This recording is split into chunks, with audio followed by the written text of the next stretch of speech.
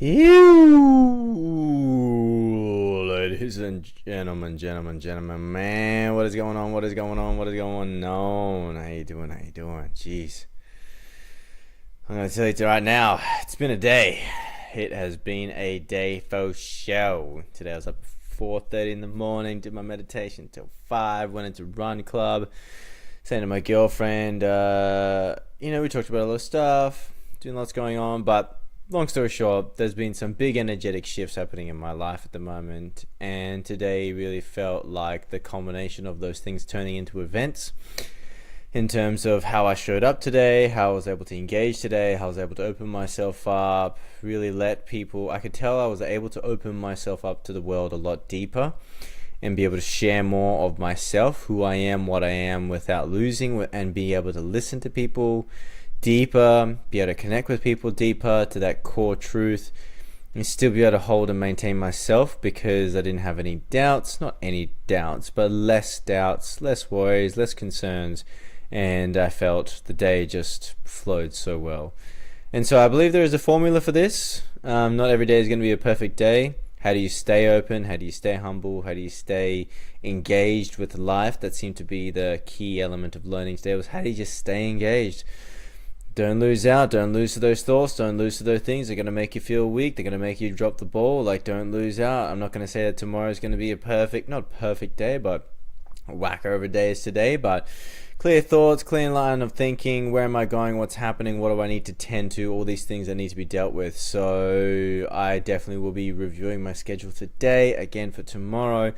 What do I got to do? What are my big rocks? What am I aiming for? What needs to be done? Things that weren't achieved today. How can I move that across to the next day? All these sort of things. So thoughts.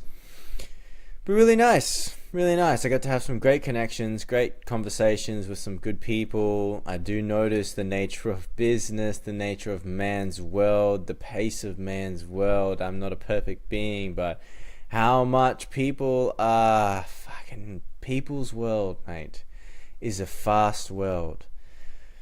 And then you look at the seas, you just feel the wind, you feel the life around you, and you really think, we're moving at a crazy pace. Humanity is truly moving at a crazy pace.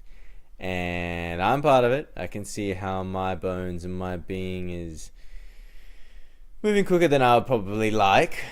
Still more calming down to do for me. Got to give credit to my training, my teacher in Kung Fu, Lang Hu Shan Kung Fu in Brisbane.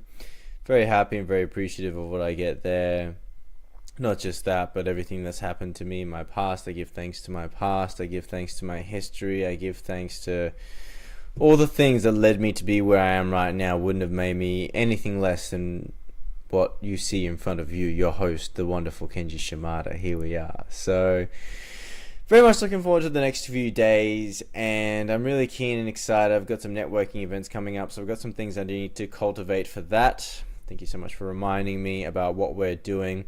So, Goldbrick Road, we're here to help people live the dream they set out to live as an entrepreneur, as a business owner, because we can get so caught up in creating a business that is to fulfill a purpose, to be able to serve as this vessel of what we want to give and our gifts to the world.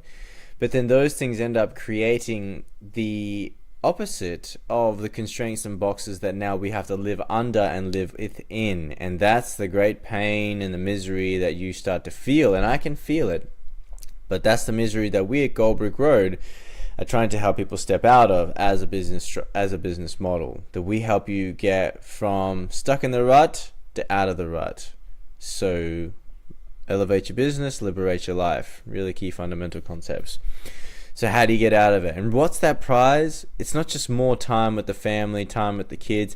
It's to be able to live, man. It's to be able to live. That's the prize. Work is great, business is great, but if it consumes you more than it needs to, then it becomes the chain that now holds you down. And as an entrepreneur, you left whatever you left to start your own thing so that you could be the master of how much you are chained to the life of business. And that chain can become heavy the more you don't have the right systems and processes in place. So the prize is to live. That's what we offer the entrepreneur, to be able to get back to the point where they can live their life and the business can start to become this beautiful, it's like a child, being able to grow up and have the child now grow up and start to take on initiative, start to take on responsibility, start to walk on their own 2 feet, to start to be able to create a business structure that can really survive without you, so that you can be there to guide it, you can be there to be mindful of opportunities for it, but you don't need to be the one changing diapers and spoon feeding it and all these sort of things. So the opportunity we give and the prize that we are looking for with our clients is to live life. And I'm not saying that doesn't entail work, because work is great. Work is what you set out to do in terms of being passionate about delivering a service, delivering your gift to the world was what we were offering. And the more and more I'm aligning with it, the better I can understand it, the better I can deliver it. So this weekend's going to be fun, or Thursday, Friday anyway. I got a couple of Chamber of Commerce events. Going to be mingling, going to be chatting. I could see there's going to be, food and drink, etc. So things are going to be there to facilitate the experience, but I'm very curious. I need to wash my white shirt, let's say, so that I'm prepared for the day. I want to wear my white shirt with my bolo. Yeah, I know, white shirt with a bolo, you crazy motherfucker. Who do you think you are? Western cowboy, bitch? Hell yeah, that is. That's what I am. That's what I'm going as, in the shiny ass leather shoes. So that's going to be fun. I realize a tech event that I'm going to go to next week is open and available. / I did get my ticket. I thought I didn't get a ticket, but I will be going because I do have a ticket.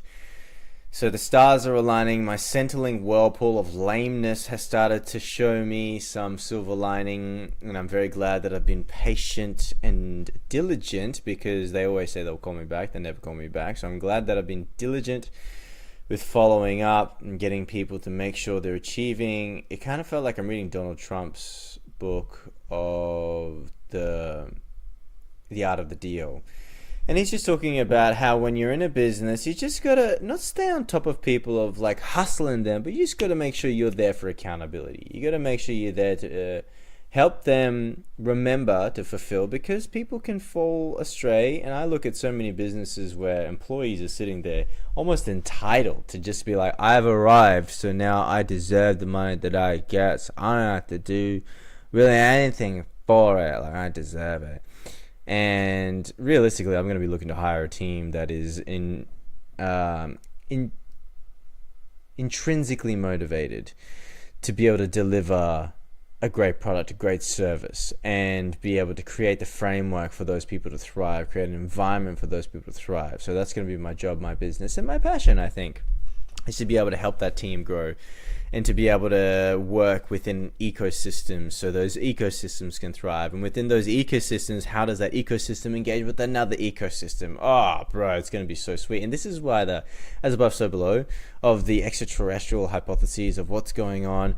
Dude, you get to a point where, not even extraterrestrials, but high-end spirits, right? Super high-dimensional spirits. Like, it would just, not that it would make sense, but they're in charge of their ecosystems, and their ecosystems are planetary solar systems, right? So God is giving responsibility to spirits to look after certain regions of the universe, and they can never directly interfere, so they have to have other ulterior, and realistically, same thing as a manager. You can't directly interfere in terms of micromanaging, because then you're doing it wrong. Like, human beings can micromanage. I believe spiritual law, you can't.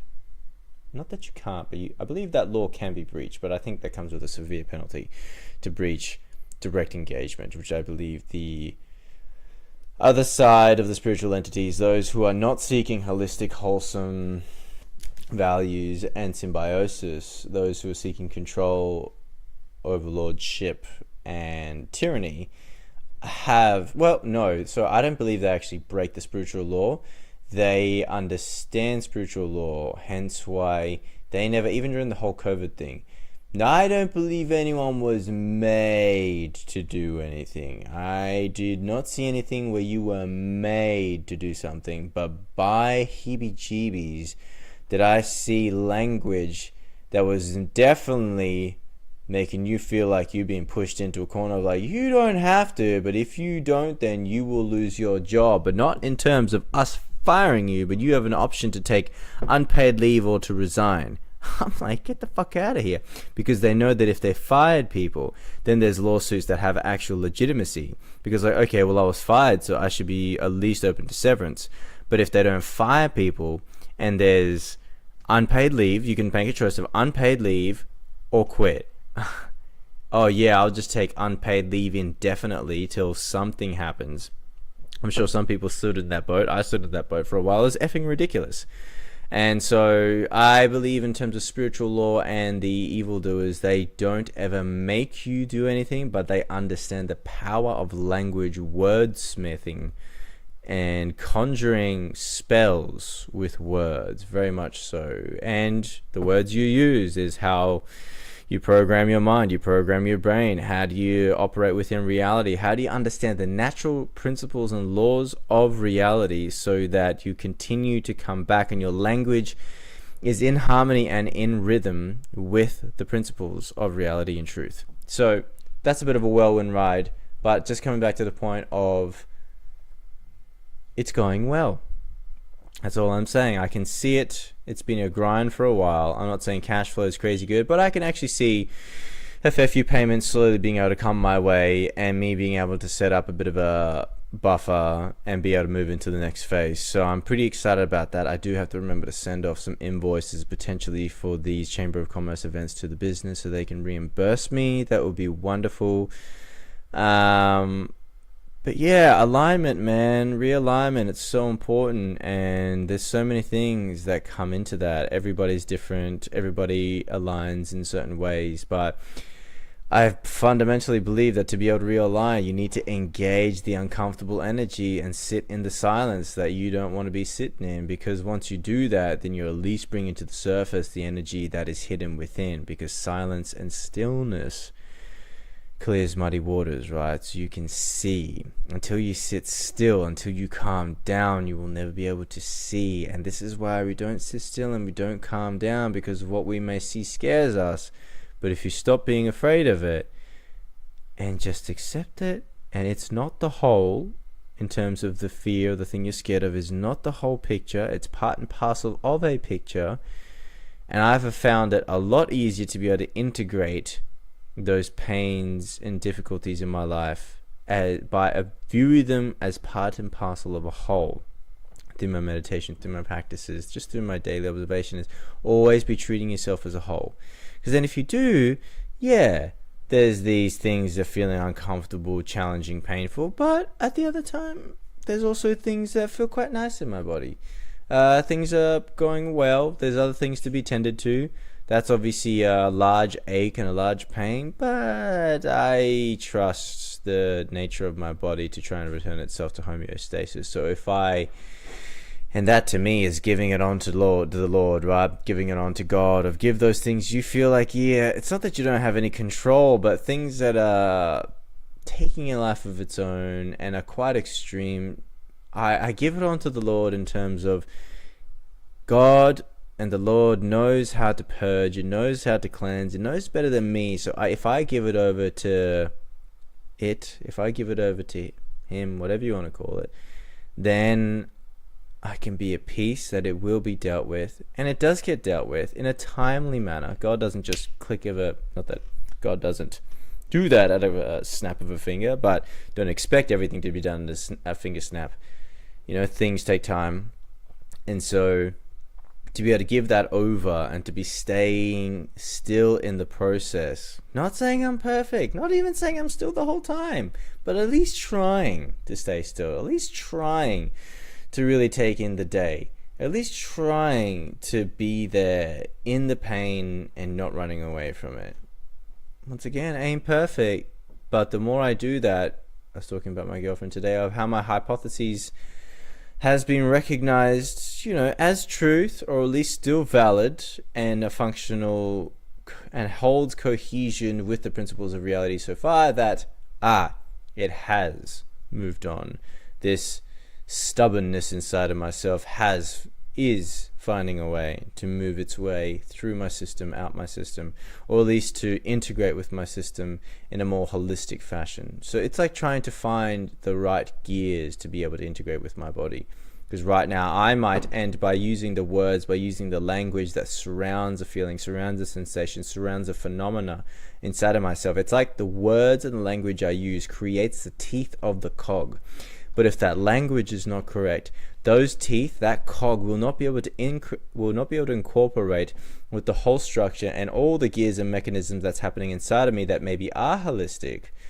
But if this function has words, ideology, and concepts that are still based in fear, based not on natural law but on man's law, or is operating within a realm of illogical principle, which is sort of fear, then that concept will not be able to integrate into logical principle, because as its own nature, it has its paradoxes, which is going to cause dismay, disrupt inside of your body. Which is why I also feel that that's why I go through these feelings of pain and, aches in my body and knots, all this sort of stuff, because there's a certain part of me that's trying to integrate with the whole system, but it's not fully understood by me, the host, of what it is. But I don't need to understand it intellectually. I need to understand it through acceptance. Understanding is an experiential thing, and understanding takes time. It takes patience, how you would with a kid. You just, you don't have to understand exactly what's going on with a child's brain mind. You just need to understand it. And once you do, you learn to accept it into your life. You learn to accept it into your whole, into your being, into your ecosystem, into your spheres. And once it does, it integrates. And once it integrates, something else happens. So, lots going on. But I'm going to leave it at that.